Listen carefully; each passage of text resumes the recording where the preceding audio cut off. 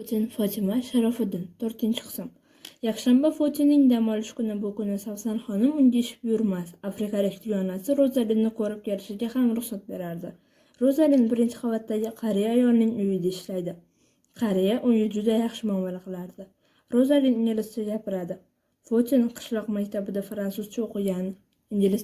Ingliz tili haftada 2 martagina bo'lgani uchun inglizchani u yaxshi bilmasdi. Rozalin shartnoma asosida ishlaydi. Bayrutga 3 yilgina ishlash uchun kelgan. Uning 3 ta farzandi bo'lib, katta qizni 2 yil oldin turmushga bergan. O'g'li kunduz o'qib, kechasi ishlaydi. 7 yoshli o'g'ilchasini o'z yurtida Sierra-Leonda yashaydigan onasiga qoldirib kelgan. Topgan pulni onasiga yuboradi. Qariya ona pulning bir qismini Rozalinning bolasiga sarflab, qolganini uy olish uchun yig'ib qo'yadi. Bularni eshitarkan, shartnoma ham qilinmagan. Puli ham to'planmaydigan. Boshi boru oxiri ko'rinmaydigan o'z ishini o'ylab Putinning ko'zi yoshlanardi. Odatda Putin Rozalin bilan ko'rishgandan keyin ko'ngli biroz yorishardi. Bu yerdagi yolg'iz dugonasi bilan gaplashganda hayotdagi umidlari qayta uyg'onadi. Bir kuni orzusi albatta amalga oshishiga ishonadi. Rozalin mehribon ayol, doim kulib turadi. Putinga ham qizdek munosabatda bo'ladi.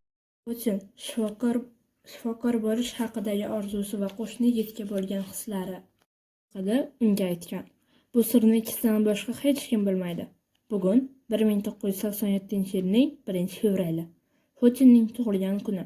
Xonasida yolg'iz o'zi Rozalinni ko'rgani borishga tayyorlanyapti-yu, ko'ngli negadir g'ash. Hayotida mazmun yo'qdek go'yo. His-tuyg'ulari va orzulari ma'nosiz bo'lib ko'rindi. Bugun ertalab otasi odatiga ko'ra ish haqini olib ketishga keldi.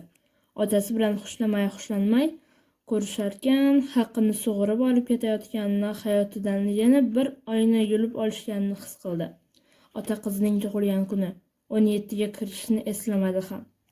Putin karavotda qimirlamasdan o'tiribdi. Chap qo'li yonog'ida, ko'zlari derazaga qadalgan.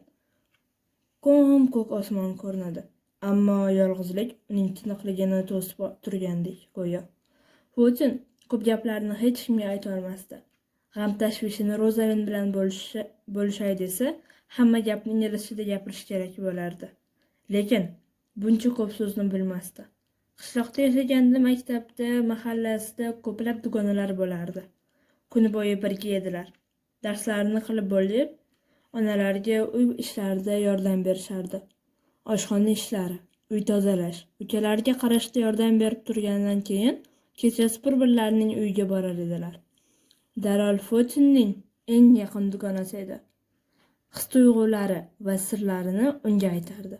Putin qishloqdan kelayotganda Darol bilan xayrlashgani yodida. Darol ertalab soat 7 da Putinlarnikiga kelganda o'shanda. Putin 2 stakan choyni yotoqxonasiga olib kirdi. Ikki dugona karavotning ikki chetida o'tirib, jim qolishdi. Ichidan o'tayotgan hissiyotlarini ifodalashda so'z topa olishmadi. Choyni ham jim o'tirib ichdilar. Kuz edi o'sha vaqt. Bir necha kundan beri yog'ayotgan yomg'ir hali ham tingani yo'q. Chaqmoq va momaqaldiroqsiz yog'ayotgan bu mayin yomg'irni Dima deyishardi. Dima bu uzoq davom etayotgan yomg'irning nomi. Uni maktabda o'rgangan edi. Yomg'ir ikki dugonaning ko'zlariga yog'ardi. Sokinlik bilan qo'nardi. O'sha kuni choy bilan ko'z yoshlarini ham ichdilar. Dalol, qayerdasan? Bugun menga juda keraksan. Zaytun o'zgan kunlarimiz esingdami? Bayram kunlari-chi, yodingdami? Muxtor amakining qizining 3 kunlik to'yini eslaysanmi?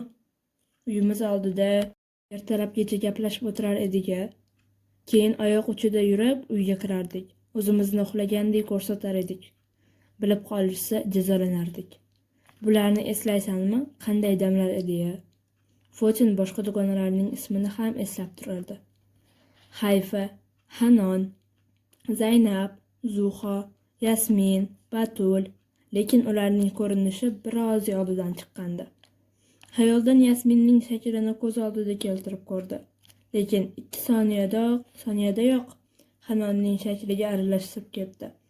Qayta eslay olmadi. Kelgandan beri ularni ko'rmadi. Bayrut o'tmishni ham o'chirib boryapti. Yoshlik xotiralari kun o'tgan sayin xira tortib bormoqda. Onasi bilan telefonda gaplashganda qishloqdagi ayrim xabarlarni aytib turardi. Zuho erga tegdi.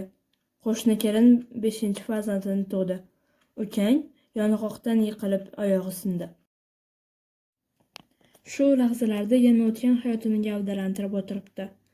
Xayoliga ajoyib fikr keldi. Bugun tug'ilgan kuni emasmi? O'ziga o'zi sovg'a berishga qaror qildi. G'ayrioddiy ish qilishni xohladi to'satdan. Bu o'y ko'm-ko'k osmondan misoli yomg'irday quyildi fikriga. Qo'shni yigitga xat yozishga qaror qildi. Ikkilanmaslik, fikridan qaytib qolmaslik uchun tezda yozishni boshladi. Savsan xonim oshxonadagi qutida qoldirgan daftardan varaq, Saharning xonasidan ruchka oldi. Karavatiga o'tirgancha yana g'ijirlash ovozi eshitildi. Hozir g'ijirlash uni bezovta qilmaydi. Ruchkani barmoqlarini orqasiga olib yozishni boshladi. Qadrdon qo'shni ustozga. Men Fotinman, ro'parangizdagi uyda ishlaydigan qiz. Kichik iltimosim bor. Bu xat oramizda sir bo'lib qolsin. Bu haqida xonim bilib qolsa, otamga aytib beradi va meni haydab yuboradi. Juda muhim bir ishda yordamingiz kerak. Yordam beraman desangiz, keyingi xatimda bu haqida aytaman. Javobini meni balkonda ko'rganingizda ishora orqali bildirishingizni kutaman. Rahmat. Salom va busa bilan Fotin. Yuragi qattiq yurak ketdi. Go'yo yurak urishi quloqlarini kar qilayozdi. Ruchka va qog'ozni uzoqroq qo'ydi. Nafas rostlagandek bo'lib chuqur nafas tortdi. Qanday qilib busa degan so'zni yozdim. Bu jinnalik-ku. Fotin yangi varaqqa busa so'zini tashlab qayta ko'chirdi. Xatimni unga beraymi? E'tibor qilmasa-chi? Meni masxara qilsa-chi? Yo'q. Unga xatni hech qachon bermayman. Lekin jiddiy qabul qilsa-chi? U ham inson-ku, umrimning so'ngigacha shu uyda ishlab qolib ketmasligim uchun tavakkal qilib xatni berishim kerak. Fotin xatni yaxshilab bukladi, gugurt qutisida tekis saqlab, qizil yubkasining cho'ntagiga solib qo'ydi. Zinalardan yugurib tushib, Rozalinning oldiga keldi. Qalin lablariga ma'noli tabassum qilgancha eshikni taqillatdi. Rozalin uning yuziga qarab vaziyatni tumsolladi. Xatolikni bilib turib, shumlik qiladigan yaramas qizchalarga o'xshab tabassum qilyapsan. Biror jinoiy ish qilmadingmi deyman, dedi-yu kulib.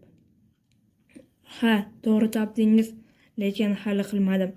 Endi qilmoqchiman, dedi Fotin. Tushib qolmadimikin? Degan xavotirga gap orasida barmoqlarini cho'ntagiga solib, xatni paypaslab ham oldi. Rozalin Fotinni o'z xonasiga olib kirdi. Fotin buklangan xatni cho'ntagidan chiqarib, uni qo'shni yigitga yetkazishda yordam berishni so'radi. 4-qism o'z nihoyasiga yetdi va e'tiboringiz uchun rahmat. Bo'lib o'tgan xatolardan uzr so'raymiz.